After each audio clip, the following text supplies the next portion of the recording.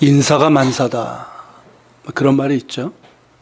그러니까 어떤 조직이든 사람을 세우는 일은 참 중요하고 그렇게 되면 참 쉽지 않은 일인 것 같아요.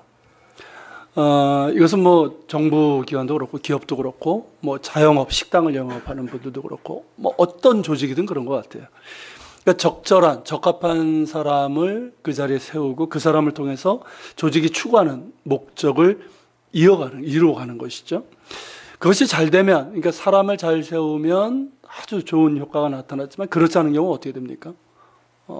아주 그냥 부정적인, 뭐 정말 엉망이 될 수도 있는 거거든요. 그래서 이제 인사가 만사다라고 하는 것이죠. 신앙 공동체도 마찬가지인 것 같습니다. 이 교회나 선교회 같은 이 신앙 공동체도 사람을 세운다는 건 참 중요하고요. 그렇게 쉬운 일은 아닌 것 같아요. 근데 이제 이 신앙 공동체에서는 그저 어떤 일을 위해서 어떤 부서나 어떤 자리에 사람을 세우는 것이 아니라 그 이상의 의미를 갖고 있어요. 그것이 뭐냐 하면 제자 삼는 거예요. 이게 틀린 거예요. 단순히 일이 목적이 아니라 그 사람을 주님의 일꾼으로 삼는, 제자로 삼는 것이죠. 말씀과 기도로 주님의 제자로 훈련시키고 성장시켜서 그런 가운데 어떤 위치나 어떤 직분, 역할을 이제 맡기는 거죠. 그래서 주의 일을 하게 하는 거예요. 그래서 이제 교회에서 사람을 세운다는 것은 훨씬 더 중요하고 그렇게 쉬운 일이 아닙니다. 그렇다면 어떻게 사람을 세우는가 하는 것인데 여러분들은 어떻게 하실 것 같습니까? 사람을 세울 때. 아마도 어떤 리스트를 작성하지 않을까 싶어요. 머릿속에 있든 종이에 적든 어떤 리스트 있잖아요. 그러니까 그 리스트에는 어떤 사람들이 있고 각 사람마다 그 사람의 어떤 프로파일 이런 것들을 아마 조사를 할 것 같아요. 뭐 교회라고 한다면 그 사람의 현재 직분, 신앙 연수, 봉사 경력, 학력, 가정 환경, 사회적인 위치, 재능, 능력, 성품 뭐 이런 것들이겠죠. 자, 오늘 본문 같은 경우는 이제 유대인들이 대상이니까 유대인들은 뭘 조사를 할까요? 리스트에다가 어느 지파 출신인지, 어느 가문 출신인지, 그리고 율법에 대한 지식이나 수준이 어떤지 뭐 이런 것들을 조사하면서 나름대로 리스트를 만들 겁니다. 그러고 나서 이제 누구를 택할까 그렇게 고민하고 생각하겠죠. 아니면 이런 사람은 안 돼 하면서 블랙리스트 뭐 이런 것들을 만들지도 모르겠어요. 자, 그렇다면 예수님께서는 어떻게 하실까요? 지금 오늘 본문이 이제 12제자를 세우시는 장면이잖아요. 뭐부터 하십니까? 리스트를 작성하신 것이 아니라 기도하러 가셨다는 거예요. 먼저 기도하러 가셨다는 거죠. 12절에 보면 자, 기도하시러 산으로 가서 밤이 새도록 하나님께 기도하셨다고 그랬어요. 그러고 나서 제자들을 부르셨어요. 이것이 우리와의 차이가 아닐까 싶습니다. 물론 우리 역시 기도하죠. 그렇죠?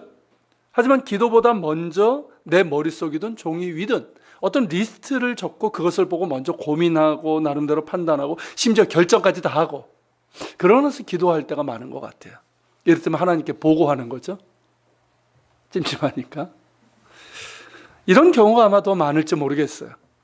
그런데 예수님께서는 먼저 기도하셨고 그것도 밤이 새도록, 즉 철야 기도를 하셨다는 얘기예요. 자, 누가복음에는 예수님의 기도하시는 장면이 이제 자주 소개가 되는데요. 예수님께서 이렇게 밤이 새도록 이렇게 기도하신 경우는 몇 차례 안 돼요. 그만큼 이건 굉장히 중요하고 특별한 예였다는 것이죠. 이 제자들을 세우는 일이 그만큼 중요했다는 거예요. 그렇다면 이 제자들을 세우는 것이 왜 그렇게 중요할까? 밤이 새도록 그렇게 중요한 일이었을까요? 사실 당시 랍비들, 예수님도 랍비로 이제 칭함을 받았으니까 당시 랍비들은 제자들이 있었어요. 근데 이 랍비들은 자기 제자들을 세울 때 이렇게 철야기도 하지 않아요. 왜냐하면 자기 가르침을 받는 사람들이잖아요. 그러니까 알아서 오고 그 중에서 쓸만한 놈 이렇게 해서 뭐 이렇게 걸른단 말이에요. 그런데 예수님께서는 밤이 새도록 기도하셨어요. 그 이유는 뭐냐면 예수님께서 택하신 12제자는 단순히 가르침을 받는 제자들이 아니라 가르침 후에 사명을 감당하기 위해서요. 그 사명은 어마어마한 사명이에요. 그렇기 때문에 너무나 중요했고 그래서 예수님께서는 밤이 새도록 그렇게 기도하셨고 그러면서 그 후에 이제 제자들을 택하신 거죠. 이런 예수님의 모습을 보면서 우리는 여전히 좀 성급하지 않나 그런 생각이 들어요. 사람을 세우는 일이든 어떤 일을 우리가 할 때도 보면 어떻습니까, 여러분? 기도보다는 내 생각, 그죠? 내 마음이 앞서는 경우가 더 많지 않습니까? 그러니까 어떻게 됩니까? 내 마음과 내 생각이 앞서게 되면 일을 그르치는 경우가 참 많아요. 그죠? 너무 빨리 결정을 해요, 무언가를. 그러다 보니까 일을 그르치고 잘못할 때도 있고, 또 그 내용이나 결실이 뭐 내가 뜻한 만큼 되지 않는 경우가 참 많아요. 기도해야 됩니다. 뭔가를 하기 전에 먼저 기도해야 됩니다. 그렇지 않으면 우리의 생각이 앞서고 마음이 앞서버려서 분별력을 잃게 돼요. 기도하지 않으면 눈에 보이는 대로, 귀에 들리는 대로 우리는 끌려가게 됩니다. 그렇죠? 사람들의 말에 어떻습니까? 기도하지 않고 그러면 사람들의 말에 혹해요. 그죠? 말 잘하는 사람, 사기꾼들이 되게 그렇지만 혹해요. 그리고 눈에 보이는 것, 이런 것들에 유혹이 돼서 분별력을 잃게 되는 경우가 많습니다. 교회에서도 그런 것 같아요. 사람을 세울 때도 그렇고 어떤 일을 결정할 때도 그런 것 같습니다. 제가 이제 부교육자로 예전에 있을 때, 그리고 이스라엘에서 목회할 때도 이렇게 사람들을 세울 때도 있고 어떤 일을 결정할 때가 있었어요. 특별히 이제 사람들을 세울 때인데 그때는 그래도 제법 사람들이 많았어요. 뭐 부교육자 때는 1000명 이상 되는 교회였고 이스라엘에서 꽤 많은 사람들이 있었는데, 제가 이런저런 일로 막 바빠가지고 충분히 기도하지 않으면 겉으로 보이는 것으로 판단하게 되고, 그러면 꼭 문제가 생기는 것을 경험을 했어요. 그 사람의 어떤 직분, 그죠? 그 사람의 어떤 사회적인 위치, 학력, 겉으로 보이는 그런 것들을 가지고 이렇게 따라가게 되는데, 그것이 좋은 결과로 나타나지 않는 경우가 종종 있더라고요. 하지만 기도할 때는 다른 것이 보였어요. 제가 이스라엘에서 이제 다락방, 우리 이제 사랑방 같은 건데요, 그 순장을 세울 때였는데, 인간적으로 보면은 더 나은 분이 계셨는데 그분이 아니라 여러모로 못한 분을 세웠어요. 그분이 이제 원래 순장이었고 더 나은 분이 왔음에도 불구하고 이분은 그냥 계속 순정으로 세웠어요. 나이도 어렸고 신앙 연수도 적었고 또 뭐 능력이나 배경도 부족했지만 기도한 중에 이 사람을 세우는 게 맞다라는 마음을 주시는 거예요. 결과적으로 어떻게 됐을까요? 순장으로 이제 세우신 분도요, 아주 처음에는 막 내가 어떻게 해 이러다가 정말 기도하면서, 그러니까 능력이 부족한 줄 알아야지 기도를 해요. 그래서 열심히 기도하면서 노력하고 그러면서 정말 그 순장의 일을 잘 감당을 했고요. 세워지지 않은 분은 어땠을까요? 처음엔 자존심이 상해가지고 이분이 좀 힘들어했었어요. 그러다가 예배 중에 제가 이제 겸손에 대한 설교를 했는데 이분이 갑자기 울더라고요, 예배 중에. 그러니까 그게 깨달아진 거예요. 그래서 이제 회개하고 그러면서 이제 순장을, 자기보다 나이 어리고 능력도 부족한 그 순장을 도와가지고 정말 열심히 섬겼어요. 그리고 나중에 정말 좋은 일꾼이 되었어요. 그리고 또 한 번은 한국에서 이제 대학 교수이고 꽤 괜찮은 대학입니다. 대학 교수이고 한국에서 안수집사였던 분이 왔는데 다들 이분은 운영위원으로 세우자는 거예요. 뭐 현재 운영위원으로 서리집사였고 이분만 안수집사였는데 그러는 거예요. 근데 기도하는데 성령께서 외모로 사람을 보지 마라, 이런 마음도 주셨고, 기도하는데 그분에게 대한 어떤 마음이 열리지는 않았어요. 그래서 그냥 다른 분들로 이렇게 세웠는데 결과적으로 성령께서 주신 마음이 옳았어요. 여러분, 기도해야 됩니다. 당연한 건데 먼저 기도해야 된다는 거예요. 뭐 사람을 세우는 일이든 어떤 일을 하고자 할 때 먼저 기도해야 됩니다. 충분히 기도해야 되고 중요한 일일수록 더욱 집중해서 기도해야 됩니다. 절대 생각이 앞서고 마음이 앞서고 어떤 리스트가 앞서는 일이 없어야 돼요. 기도가 우선이고 충분히, 그리고 집중해서 기도해야 됩니다. 기도할 때 우리 마음에 이 들뜬 마음들, 욕심, 어떤 선입견, 이런 것들이 우리가 바르게 보지 못하게 하는 장애물이거든요. 이런 것들을 제거가 되는 거예요, 이런 것들이. 그리고 염려와 걱정, 두려움도 사라지게 됩니다. 그리고 기도하는 가운데 주님께서 분별력도 주시고 평안도 주셔서 바르게 보고 결정하게 하실 것이고 인도해 주실 것입니다. 기도가 우선입니다. 여러분, 예수님께서는 밤이 새도록 기도하신 후에 날이 밝음에 제자들을 부르시고 그 중에 12를 택하셔서 사도라 칭하셨어요. 자, 열두 사도, 이게 열두 제자라는 말하고 열두 사도라는 말이 조금 틀려요. 자, 열두 사도라는 이 말에서 우리는 예수님께서 제자들을 세우신 이유, 목적이랄까? 그것을 알 수가 있어요. 우선 열둘인데 왜 열둘일까요? 네, 우리는 이제 누가 얘기하셨어요? 아, 훌륭하십니다. 보통 이제 열둘 그러면 우리는 완전수로 알고 있잖아요. 그러니까 어떤 완전수니까. 유대인들은 이제 그런 숫자를 중요하게 여겼으니까. 그래서 그렇다고 생각하지만 지금 말씀하신 것처럼 12지파와 직접적인 관련이 있기 때문에 그래요. 자, 이거는 뭐냐면, 자, 예수님께서 장차 이제 세우시고자 하신 공동체가 있어요. 그래서 우리가 교회라고 부르죠. 이 신앙 공동체는 어떤 공동체냐면, 이스라엘이 이제 12지파로 이루어진 공동체잖아요. 그런 것처럼 이들 12이 이제 12지파를 상징하는 사람들이 되는 거예요. 그래서 이들을 통해서 새로운 신앙 공동체를 세우고자 하셨다는 것이죠. 그게 교회예요. 자, 12지파로 이루어진 이스라엘은 어떤 공동체였습니까? 혈연 공동체죠. 신앙 공동체지만 기본적으로 혈연 공동체잖아요. 그렇지만 예수님께서 세우고자 하시는 이를테면 새 이스라엘이라고 할 수가 있겠지만, 자, 이 공동체는 어떤 공동체입니까? 혈연을 뛰어넘는 거예요. 거기에는 누가 있습니까? 육적인 이스라엘도 포함이 되고, 육적으로 이스라엘이 아니지만 예수님을 믿음으로 영적인 이스라엘이 되는 누구? 우리 이방인들이 포함이 되는 거예요. 에베소서 2장에서 유대인과 이방인이 예수 그리스도 안에서 한 세 사람을 이룬다고 그랬죠. 우리 교회 이름이잖아요. 자, 예수님 안에서 유대인과 이방인이 한 세 사람을 이루어서 한 성령 안에서 성부 하나님께 나아간다. 그래서 성전을 이룬다. 이게 뭡니까? 이게 바로 교회예요. 그러니까 눈에 보이는 어떤 이런 건물로서의 어떤 교회, 조직으로서의 교회를 얘기하는 것이 아니라 주님의 몸으로서의 교회. 원래 택하셨던 육적인 이스라엘과 그리고 이스라엘 밖에 있었던 그 이방인들을 구원하셔서 영적인 이스라엘을 삼으시고 그 둘이 예수님 안에서 한 세 사람을 이루어서 정말 교회가 되게 하는, 이것이 주님께서 세우자 하신 그 교회라는 거예요. 할렐루야. 여러분, 이거는 사실 아브라함을 부르실 때부터 하나님께서 원하셨던 거예요.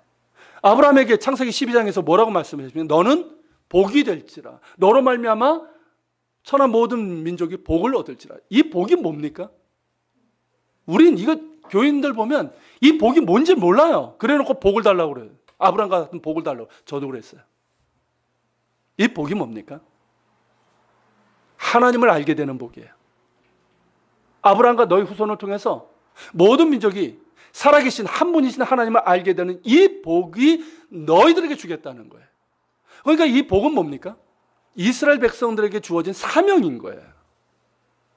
이게 제사장 나라의 사명인 거예요. 근데 이스라엘이 이 사명을 완수했습니까? 못했죠. 못해서 결국 누가 오신 거예요? 하나님의 본체께서 친히 오신 거예요. 예수께서 친히 오신 거예요. 그래서 뭘 이루시겠다? 내 안에서, 예수님 안에서 유대인과 이방인이 한 세 사람이 되어서, 한 몸이 되어서 한 성령으로 하나님께 나가는 성전을 이루겠다. 그게 교회예요. 여러분, 교회에 대한 이 관을 바꾸실 필요가 있어요. 우린 너무 작아요. 이것 좀 넓힐 필요가 있어요. 그렇기 때문에 여러분, 우리가 이 교회가 무엇인지를 알면 이스라엘 회복이 너무나 중요한 거예요. 요즘 이제 세대주의 종말론에 치우친 그런 사람들 때문에 조금 이제 문제가 있지만, 여러분, 유대인들이 예수님을 메시아로 영접을 하고 그러면서 이제 그 회복이잖아요, 그게. 이렇게 되는 게 왜 중요하냐면, 이게 결국은 유대인과 이방인들이 예수님 안에서 한 세 사람을 이루는 거예요. 예수님께서 이루고자 하신, 꿈꾸신 그 교회의 완성이에요. 그래서 이스라엘 회복이 그렇게 중요한 거예요. 여러분, 이 사명을 우리 교회에 주셨습니다. 아십니까, 여러분?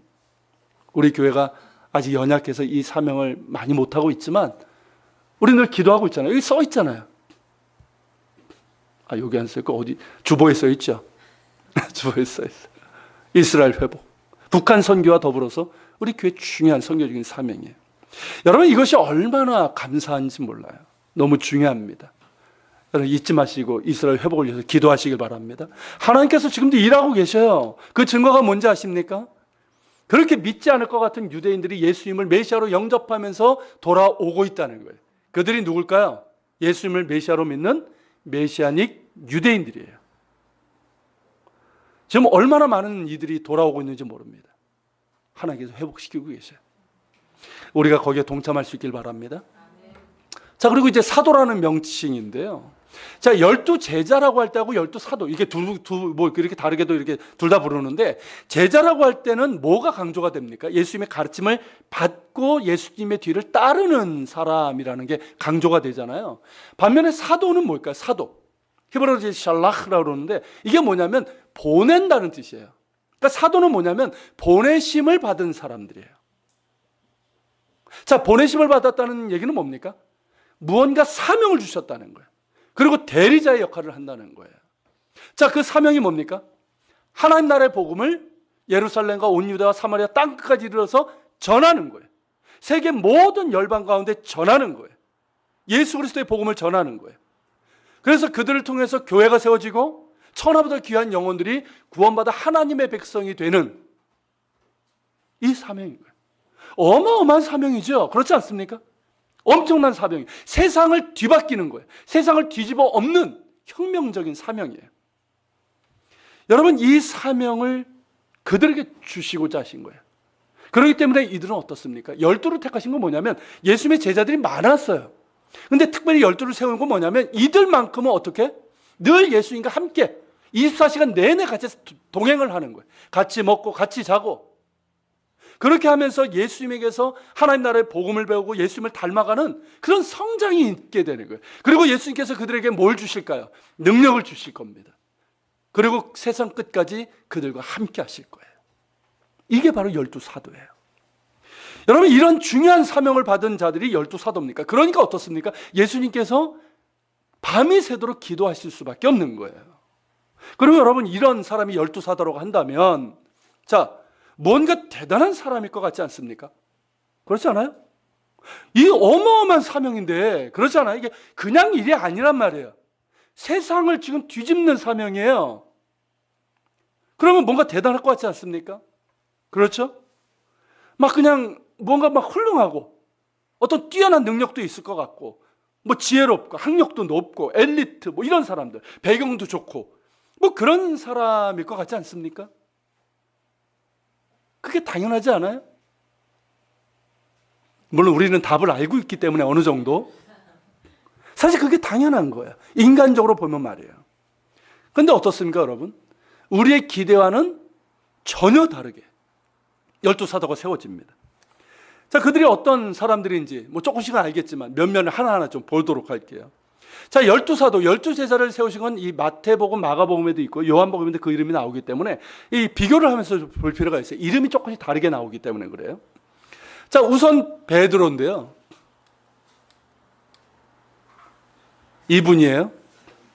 어떤 분이 이제 화가가 이 성경을 통해 가지고 이제 그 이미지를 가지고 그린 건데 가만 보면 베드로스러워요. 자, 이 베드로 원래 이름은 시몬 벤 요하난이었어요. 요한의 아들 시몬이었어요. 원래 이름은. 근데 예수님께서 이제 게바, 이제 헬라어로 하면 베드로죠. 베드로라는 이제 새로운 이름을 주셨어요. 자, 베드로는 성격적으로 보면 기질로 보면 네 가지 기질이 있죠. 어떤 기질일까요? 다혈질, 우울질 뭐 이런 거 있잖아요. 무슨 기질일까요? 다혈질이에요. 전형적인 다혈질이에요. 그러니까 성격이 급하고요. 쉽게 하면 그거예요. 수류탄 확 던지고 나서 등 딱 돌리면 어때요? 난 괜찮아. 그러니까 뒤끝이 없는 그런 스타일이에요. 그리고 이제 말이 늘 앞섰어요. 그러니까 생각보다 말이 앞서고 행동이 앞섰던 사람이에요. 자, 가이사랴 빌립보에서 예수님께서 너희는 나를 누구라 하느냐 했을 때 제일 먼저 손 번쩍 들고 대답한 사람이 누구예요? 그게 베드로예요. 저는 그리스도시요 살아계신 하나님의 아들이십니다. 그래서 칭찬받고 이제 베드로라는 이름을 받게 되지만 그 후에 예수님께서 뭐라고 하십니까? 내가 이제 바리새인들에게 제사장들에게 잡혀서 십자가 고난을 받고 죽을 것이라고 말씀하시니까 어떻게 합니까? 안 된다고 하면서 예수님의 앞을 탁 가로막아요. 그러니까 어떻게 합니까? 예수님께서 사탄아 내 뒤로 물러가라. 그렇게 책망을 받았던 사람이기도 해요. 자, 예수님께서 물 위를 걸어오시자 어떻게 합니까? 아주 이때도 아주 즉각적으로 얘기를 하죠. 저도 무리를 걷게 해주십시오. 그래서 걸었어요. 그러다가 어떻습니까? 막 두려움, 의심이니까 퐁당 빠지고 말죠. 그리고 예수님께서 다 굴기 전에 네가 나를 부인할 거야. 그러니까 뭐라고 얘기합니까? 내가 정령 죽을지라도 주님을 배반하지는 않겠습니다. 했는데 어떻게 돼요? 보란 듯이 다 굴기 전에 예수님을 3번 부인하고 맙니다. 정말 말이 앞서고 이 즉흥적으로 행동을 하는 다혈질적인 사람이에요. 이런 사람이 수제자였어요. 그러니까 다른 사람들은 어땠을까요? 자, 베드로 다음에 이제 안드레가 나오는데 이 사람이에요. 물론 이건 뭐 상상으로 그린 거니까. 이 안드레는 베드로하고는 성격이 좀 반대였던, 이 형제들 간에 보면 이렇게 성격이 좀 다르잖아요. 좀 더 이제 내성적이고 그랬던 사람인 것 같아요. 다른 복음서에 보면 안드레가 예수님을 먼저 만나고 나서 우리가 메시아를 만났다라고 베드로에게 전했던 사람이기도 해요. 역시 어부였고요. 그리고 예수님께서 5,000명을 이렇게 먹이신 장면이 나오잖아요. 오병이요. 그 전에 예수님께서 야 너에게 무엇이 있느냐라고 했을 때 이 안드레가 뭐라고 합니까? 한 아이가 이제 도시락이 있었잖아요. 이 한 아이에게 이 보리떡 5개랑 물고기 2마리가 있는데 이것이 이 사람들에게 얼마나 되겠습니까? 이게 뭡니까? 이거 가지고 뭘 먹일 수 있겠습니까? 좀 부정적인 시각이 있었던, 그러니까 내성적인 스타일의 사람이에요. 약간 우울질적인 사람이에요.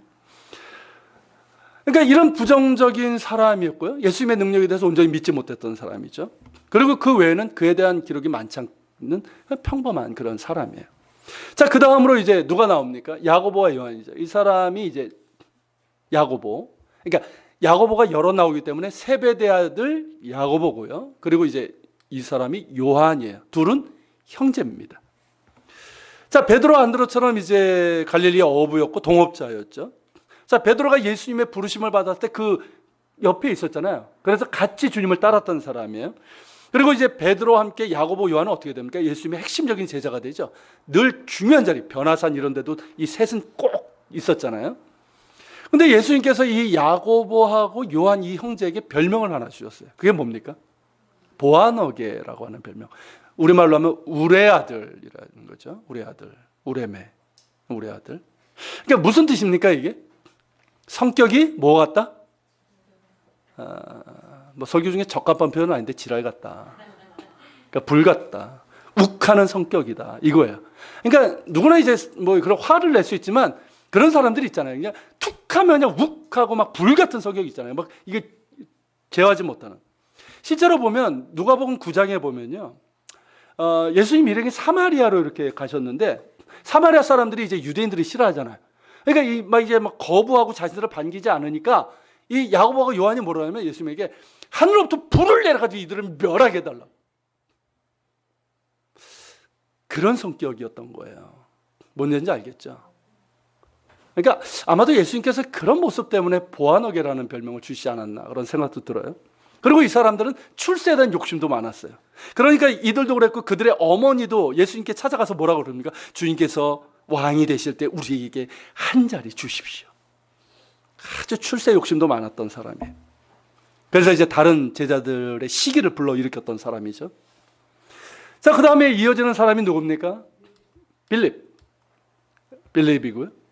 그리고 이제 이 바돌로메인데 이 둘은 친구 사이로 보여요. 이 바돌로메는 나다나엘이라는 이름으로도 소개가 됩니다. 나다나엘은 히브리식 이름이고 바돌로메는 헬라식 이름이에요. 그 당시에는 이제 히브리식 이름과 헬라식 이름 둘 다 갖고 있었던 경우가 많았거든요. 자, 요한복음 1장에 보면 이 빌립이 이 나다나엘에게 찾아가서, 나다나엘이 가나 사람이에요. 거기 찾아가가지고 자, 우리가 메시아를 만났다.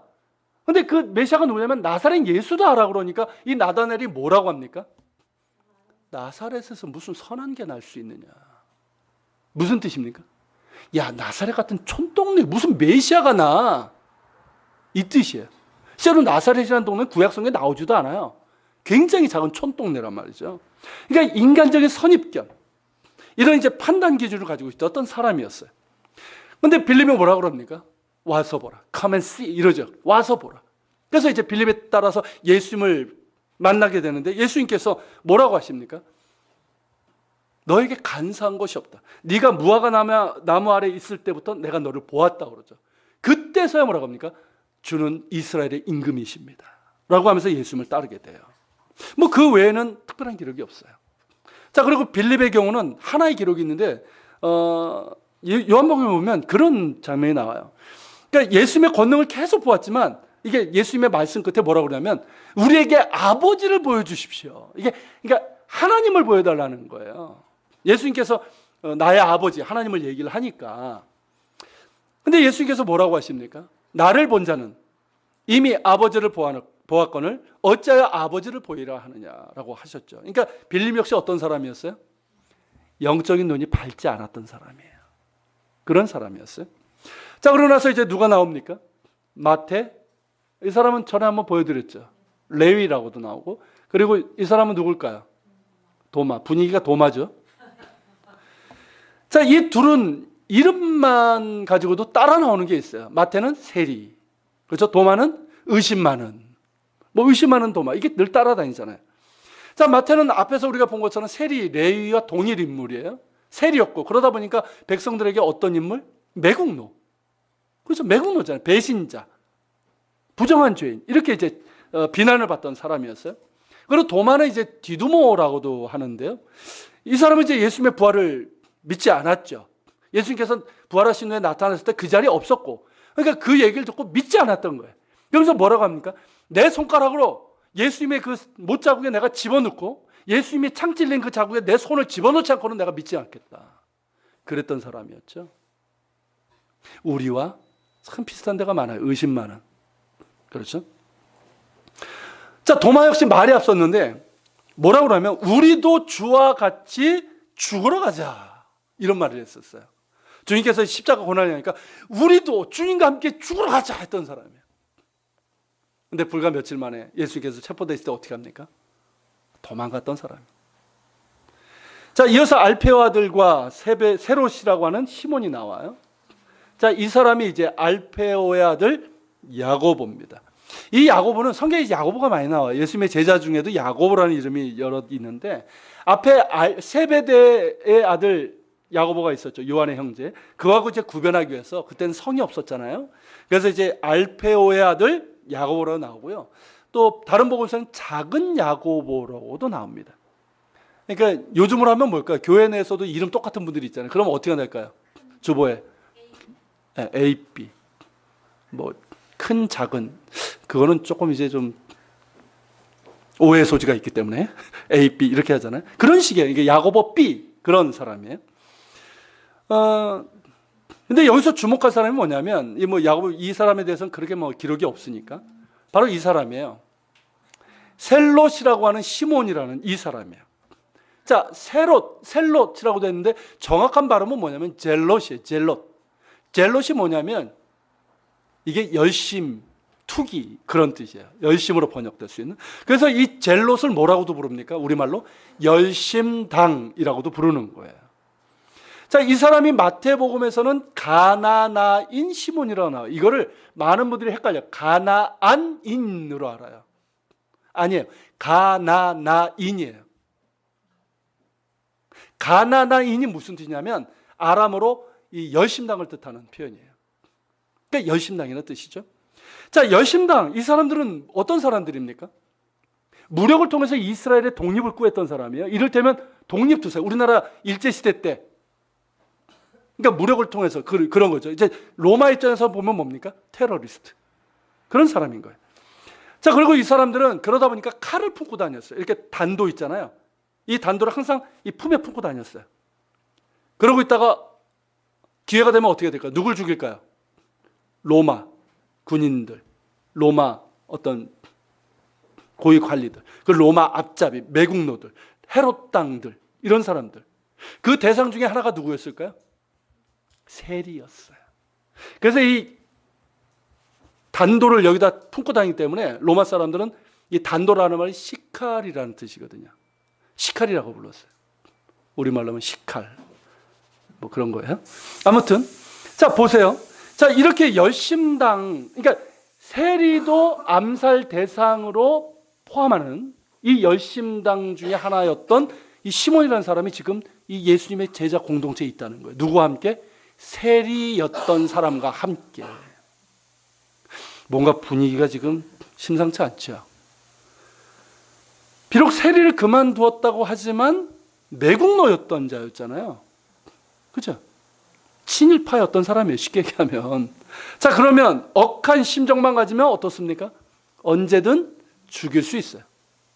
사람을 빨리 아무도 모르게 죽이는 방법을 배운 사람들이기 때문에 매우 위험한 동거인 거죠.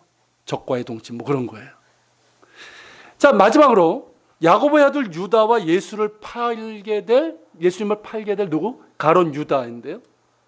자, 이 사람은 이제 유다인데 이제 틀리기 때문에 다른 사람이기 때문에 이 야고보의 아들 유다라고 이렇게 돼 있고요. 그리고 마태복음과 마가복음은 다데오라는 이름으로 소개가 되어 있어요. 그러니까 유다는 히브리 이름이고 다데오는 헬라식 이름이죠. 자, 그 외에는 뭐 특별한 기록은 없어요. 자, 가룟 유다의 경우는 어떤 사람입니까? 자, 이 사람은 이제 가룟이 이제 그 지명을 뜻하는 거일 수도 있고요. 그러니까 헤브론 밑에 가룟이라는 지방이 있고 거기 출신이라는 뜻도 있고요. 어떤 경우에 이 학자들에 따르면 이 가룟을 카리옷으로 이제 구분을 합니다. 카리옷이 뭐냐면 시카리에 대한 히브리어 음역이에요. 그러니까 쉽게 얘기하면 가룟 유다를 열심당원 출신으로 보기도 한다는 뜻이에요.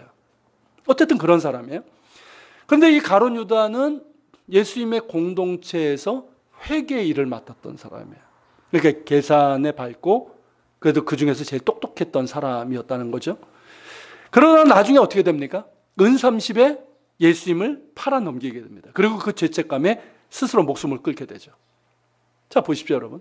잠깐 말씀드렸는데, 자, 이것이 12사도의 면면이에요. 어떻습니까? 우리의 기대와 맞아 떨어집니까? 전혀 다르죠. 우리가 생각하는 리스트와는 너무 달라요.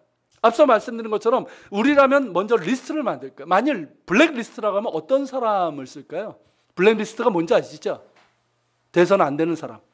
어떤 사람을 쓸까요? 저라면 그렇게 쓸 거예요. 성격 급하고 말이 앞서는 사람. 툭하면 욱하고 불같이 화를 내는 사람. 항상 부정적인 사람. 의심이 많은 사람. 서로 높아지려고 싸우는 사람. 혹은 아무리 가르쳐도 이해하지 못하는 사람. 칼을 품고 다니면서 암살하려는 사람. 매국노. 돈을 너무 좋아해서 나중에 돈 때문에 배신할 것 같은 사람. 아마 이런 사람들을 쓰고 이런 사람들은 제외시킬 거예요. 우리라면 말입니다. 그렇죠? 그런데 예수님께서는 딱 이런 사람들을 택하셨어요. 딱 이런 사람들. 하나같이 우리가 블랙리스트에 넣을 만한 사람들을 12로 택하신 거예요. 이해가 되십니까? 그럼 왜일까요? 사실 이건 이해가 되는 문제가 아니에요. 왜일까요, 여러분? 왜 이런 사람들을 택했을까요? 믿음이 좋아서? 아니에요. 이 믿음이 없는 자들아, 얼마나 여러분 예수님께서 책망하셨어요. 가르침도 제대로 이해하지 못했고. 서로 관계는 좋았습니까? 12명에서 이렇게 뭐 관계 이렇게 잘 했어요? 아니에요. 세리와 지금 암살자가 같이 있는 그런 상황이고요. 서로 어떻습니까? 누가 크냐? 늘 자리 다툼이 있었고, 나중에 예수님께서 이스라엘을 회복시킬 때 한 자리 하고자 하는 음흉한 욕심들이 있었던 사람들이에요. 그러니까 서로 시기 질투하고, 예수님께서 그 유월절 만찬하실 때도 예수님의 발을 씻기지도 않았던 사람들 아닙니까? 그런 그들에게 예수님께서 손수 발로 씻기시고 섬김의 도리를 가르쳐 주셨잖아요. 서로 사랑하라고 말씀하셨잖아요. 그렇게 여러분 3년간 예수님과 동고동락하면서 하나님 나라의 복음을 들었지만 제대로 깨닫지도 못했고, 결국 예수님께서 체포되실 때 하나는 배신하고 수제자라고 하는 사람은 3번 부인하고 다른 사람들은 다 도망가고 말았어요. 이들이 12 제자예요. 이렇게 형편없는 사람들인데 왜 이들을 택하셨냐 하는 거죠. 당시에 사람이 없어서? 아니에요. 예수님을 따랐던 사람들 중에는 이들보다 훨씬 더 뛰어난 사람들 많았어요. 믿음도 좋았고요. 학벌도 그렇고 여러 가지 면에서 좋았던 사람들이 많았어요. 그럼에도 불구하고 예수님께서 왜 이 12를 택하셨냐 하는 거예요. 어느 신학자가 이런 말을 했어요. 한번 잘 들어보세요. 그리스도인들은 제자들의 연약함을 알게 될수록 주님이 그들을 은혜로 선택하셨음을 더 명확히 알 수 있다. 주님의 은혜는 성도의 유효성에 손상을 가할 수 있는 어떤 인간적인 기질, 결함이라도 극복할 수 있다. 하나님의 은혜는 무서울 정도로 부패시키는 죄악까지도 극복할 수 있다. 이해가 되십니까? 우리가 볼 때 12제자들은 너무나 평범하고 우리가 원하는 기대치에 미달하는 사람들이었어요. 이른바 화이트 리스트가 아니라 블랙 리스트에 들어가야 되는 사람들이에요. 그래서 실망스럽지만 우리는 거기에서 주님의 은혜를 봅니다. 그리고 우리 자신을 보는 거예요. 예수님께서는 외모로 보시는 것이 아니라 은혜로 그들을 택하셨어요. 그리고 제자들은 바로 우리와 같은 사람들이에요. 우리 아닙니까? 우리 모습 아니에요? 그죠? 내 모습이잖아요. 예수님께서 은혜로 그들을 택하셨어요. 그들이 훌륭해서, 뛰어나서, 그들이 자격이 있어서 그들을 택하신 것이 아니라 무능하고 못나고 자격이 없음에도 불구하고 주님께서 오직 은혜로 그들을 택하셨습니다. 바로 우리를 부르신 것처럼 말이에요. 우리가 뛰어나서 훌륭해서 우리를 택하셨을까요? 우리가 자격이 있어서 이 은혜를 주셨을까요? 아니에요. 우리도 똑같아요. 우리를 부르신 것과 똑같이 은혜로 그들을 부르신 거예요.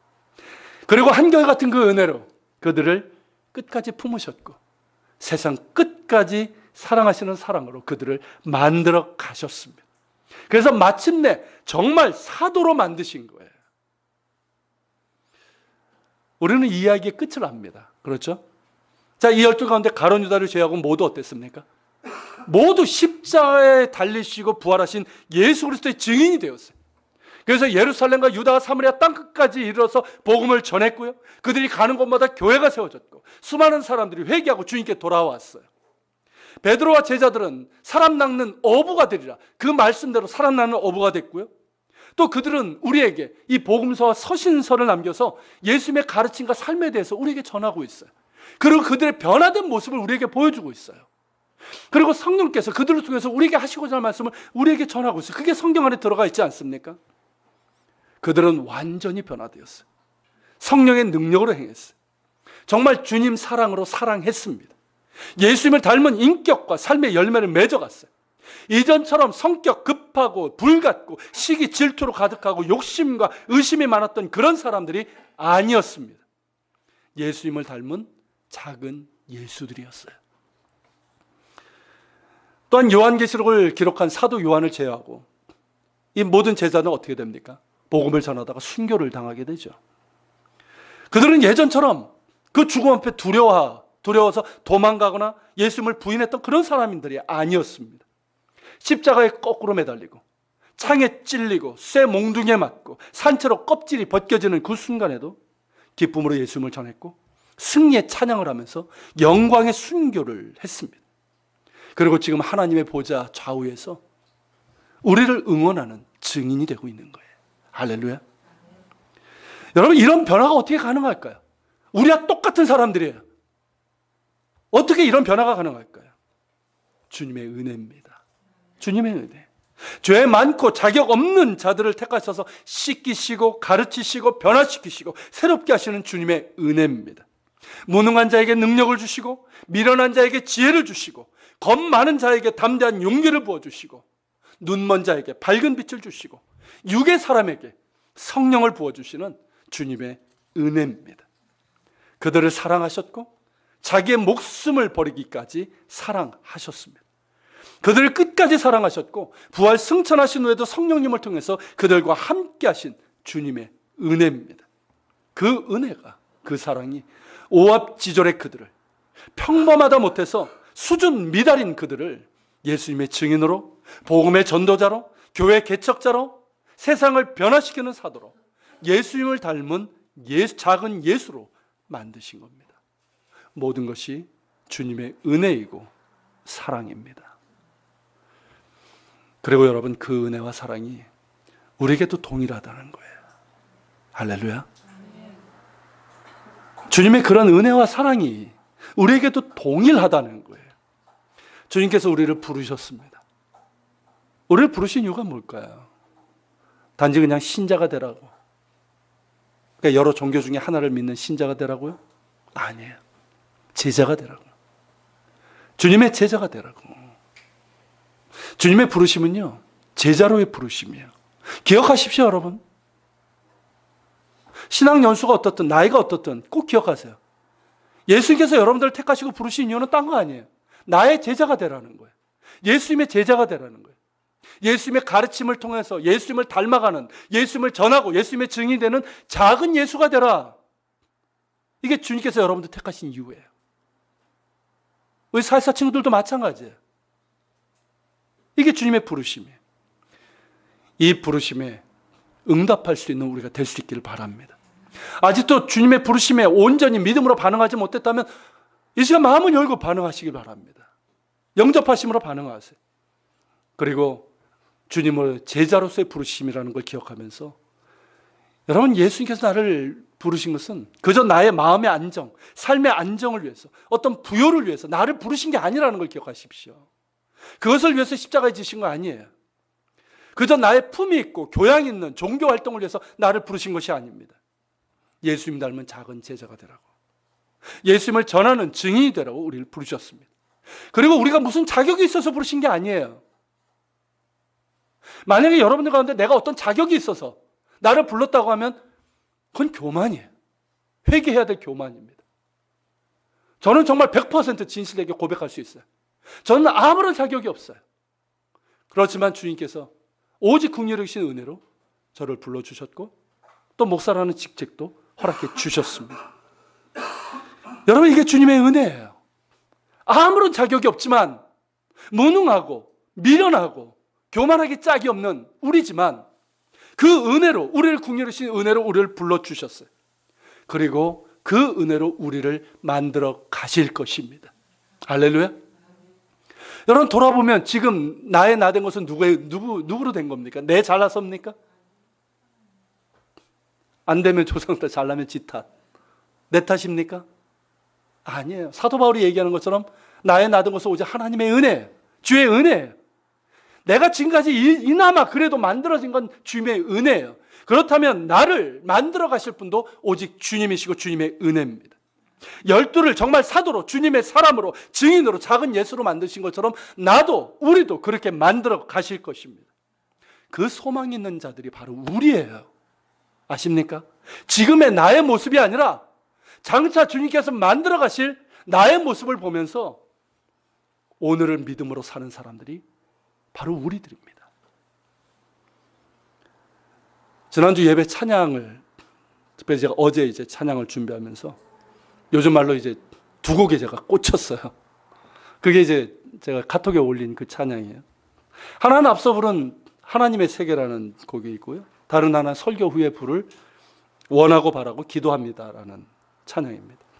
하나님의 세계라는 이 곡은 홍이삭이라고 하는 그 청년이 직접 작사, 작곡하고 부른 노래는 참 노래 잘하더라고요. TV에도 나왔대요. 너의 목소리가 보여? 뭐 이런 거에 나왔대요. 근데 이 친구가 남태평양에 있는 파푸아 뉴기니의 그 선교사님의 아들이에요. 그러니까 제가 이미 마음이 확 갔죠. 음악적인 재능도 뛰어나고요.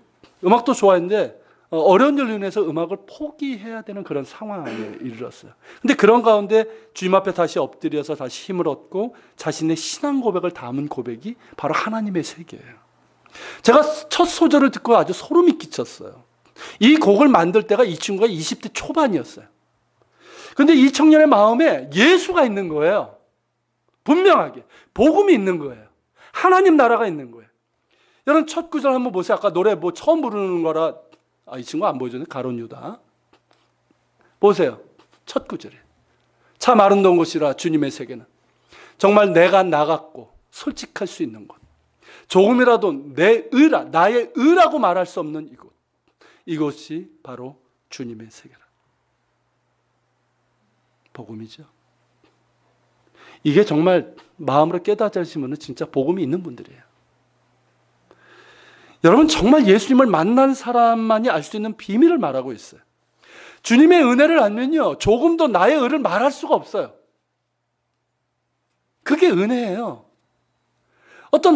내가 어떻다, 나의 의? 이걸 주장할 수 없어요. 나는 그저 자격이 없는 죄인일 뿐이에요. 부정한 죄인일 뿐이에요. 주의 은혜를 알면 알수록. 의라면 뭐만 있습니까? 예수 그리스도의 의밖에 없는 거예요. 이걸 이 친구가 고백을 하더라고요. 그리고 이어지는 2절, 3절에서 무엇을 노래하고 있습니까? 이걸 얘기를 해요. 뭘 얘기합니까? 세상은 달콤하게 말하죠. 그 길 아니라고. 좋은 길이 얼마나 많은데. 돈 좋고. 네 성공을 위해서, 네 쾌락을 위해서 살라고. 얼마나 우리를 유혹합니까? 왜 힘들게 사냐고. 왜 그렇게 바보같이 살려고 그러냐고. 근데 뭐라고 고백합니까? 나는 주님을 따르겠다. 나는 계속 이 길을 가겠다. 수없이 넘어져도 사람들과의 방향 좀 달라도 이 길을 가겠다고. 왜냐하면 내가 가는 길이 주님께서 가르쳐 주신 길이기 때문에. 참 아름다워라 주님의 세계는. 제가 어제 이 찬양을 들으고 부르면서 정말 눈물이 나더라고요. 눈물이. 야, 이 젊은 나이에 20대 초반에 그 속에 예수가 있구나. 이 땅에 젊은 애들은 속이 확 비어 있잖아요. 텅텅 비어 있어요. 그저 대학 해가지고 대학은 가는데 인생에다 꿈이 없잖아요. 뭘 위해서 사는지 몰라요. 그러니까 게임 아니면 뭐 어떤 먹고 사는 거, 돈 이거밖에 없어요. 근데 이 친구 안에 예수가 있는 거예요. 복음이 있는 거예요. 하나님 나라가 있는 거예요. 그러니까 이 친구가 인터뷰하는 것까지 들어봤는데 얼마나 자유로운지를 몰라요. 뭔가 하겠더라고요. 주님을 위해서.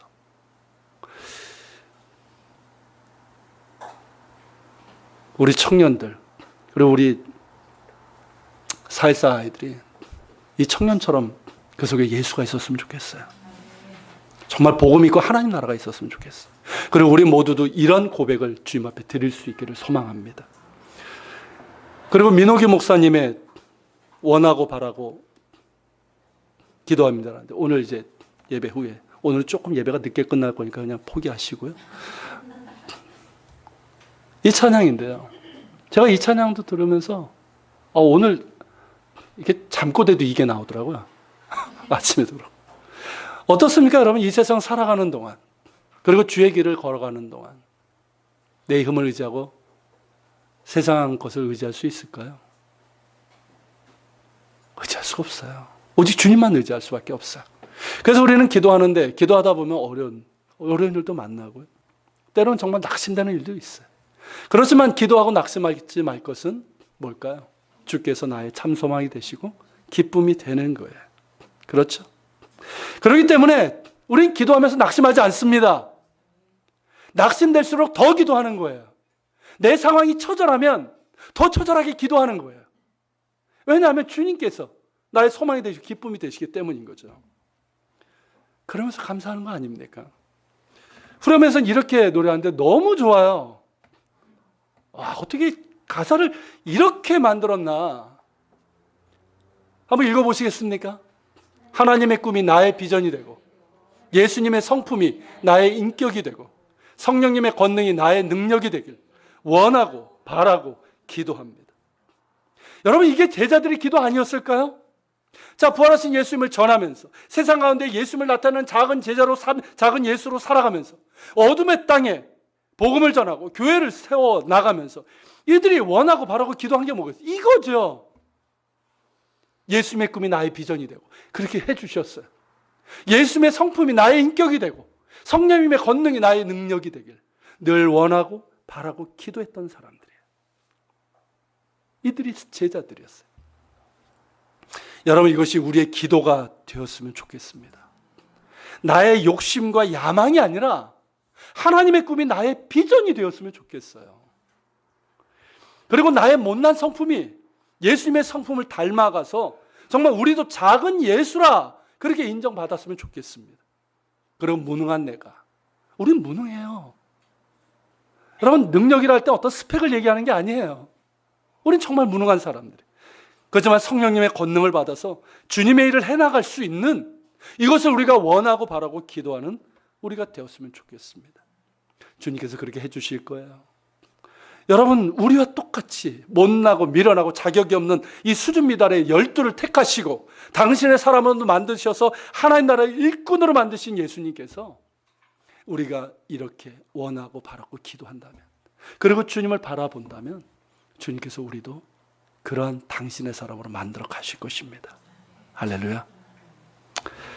잘해서 일어납시다. 일어나서 우리 같이 좀 기도하고요. 이어서 성찬 같이 갖도록 하겠습니다. 원하고 바라고 기도합니다라는 찬양입니다.